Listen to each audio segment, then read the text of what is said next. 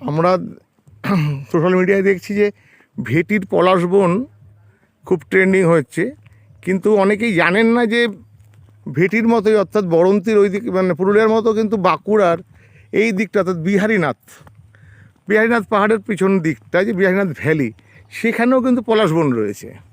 রাস্তা পুরো লাল হয়ে আছে, দেখতেই পাচ্ছেন আপনারা এদিকেও, এবং এখান ভিতরেও কিছু পলাশ বন, মানে ভেটির মতো এখানেও কিন্তু পলাশ বন ভর্তি রয়েছে, দেখতেই পাচ্ছেন চারদিকে পলাশ গাছ, এবং এই পলাশ বন কিন্তু এখানেও রয়েছে,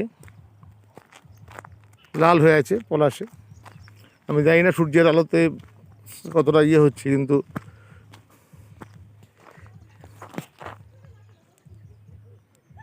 সবই কিন্তু পলাশের বন এখানেও।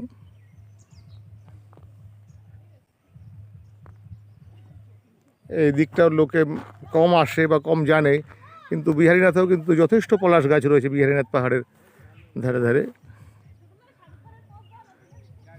ভেটিতে কিছুক্ষণ আমরা ছিলাম, ভেটিতে সেখানে হয়তো একসঙ্গে আরও হয়তো বেশি ঘন, কিন্তু বিহারীনাথে অসংখ্য পলাশ থেকে এখানেও রাস্তা পুরো লাল হয়ে আছে পলাশে।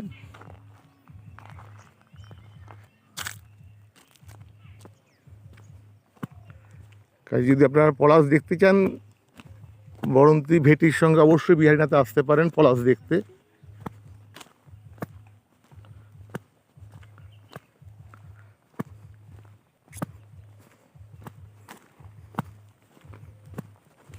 এখানেও পুরো পলাশের জঙ্গলই রয়েছে বলতে পারি, দেখতেই পাচ্ছেন এদিকে পুরোই জঙ্গলে পলাশ লাল হয়ে আছে।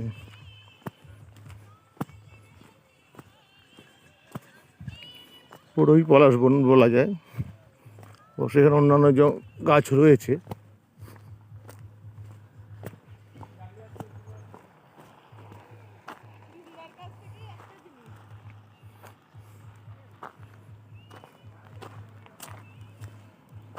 এই পলাশে দেখতেই পাচ্ছেন এখানে পুরো পলাশ বন পুরো লাল হয়ে আছে।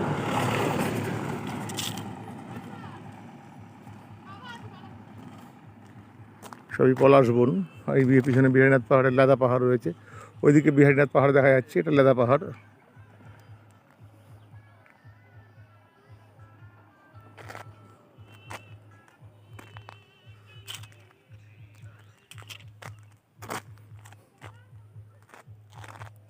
মানে পলাশ গাছ, কিন্তু এর ছোটো গাছ, এখন হয়নি ফুল, কিন্তু বাকি সব গাছই একটু বড়, সবাই ফুলে লাল হয়ে আছে পলাশ।